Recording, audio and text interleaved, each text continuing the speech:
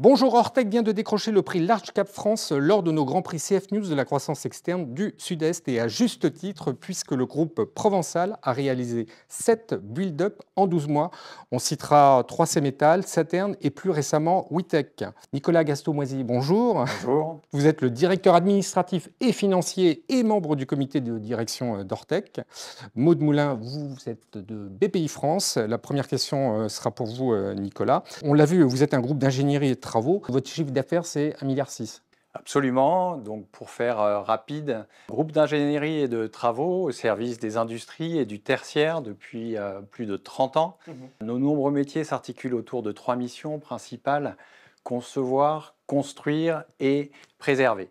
Nos domaines d'activité et nos secteurs d'activité clients sont eux aussi nombreux puisqu'ils s'adressent à l'industrie de l'énergie, l'industrie aéronautique, spatiale, défense, l'industrie chimique, pharmaceutique, l'industrie automobile aussi, de la mobilité, du ferroviaire et enfin aux collectivités. Pour quelques chiffres, nous sommes présents dans 28 pays pour un chiffre d'affaires d'1,6 milliard, comme vous le disiez, avec un effectif de 12 500 salariés. Et alors, quelle est l'opération la plus impactante pour vous parmi les 3 dernières ? Alors là, je vous dirai toutes, et les 7 dernières, les 7 acquisitions qui ont marqué 2024 sont toutes impactantes pour nous. D'abord individuellement, parce qu'elles apportent chacune un supplément d'activité ou une empreinte géographique supplémentaire à chacun de nos 5 pôles. Et puis collectivement, bien entendu, puisque la somme de ces acquisitions 2024 représente 350 millions d'euros de chiffre d'affaires additionnel pour un effectif supplémentaire qui nous rejoint de 1700 personnes. Vous êtes un groupe indépendant et vous travaillez avec des fonds sans pour autant qu'ils soient au capital. C'est un choix ou l'occasion ne s'est pas encore présentée ? Alors c'est un choix, oui. Alors historiquement, Ortec a eu des partenaires financiers à son capital, mais c'était il y a bien longtemps. Aujourd'hui, on est 100% indépendant. Cette indépendance nous donne une grande liberté dans nos choix d'investissement, dans nos choix de développement. Elle nous permet aussi de réagir vite, comme on l'a fait en 2024. C'est aussi une saine exigence, pour rester indépendant, une saine exigence de performance. Donc aujourd'hui, clairement, la réponse est non. C'est un choix et on entend rester indépendant. Maud, qu'est-ce qui a retenu l'attention du jury dans ce dossier ?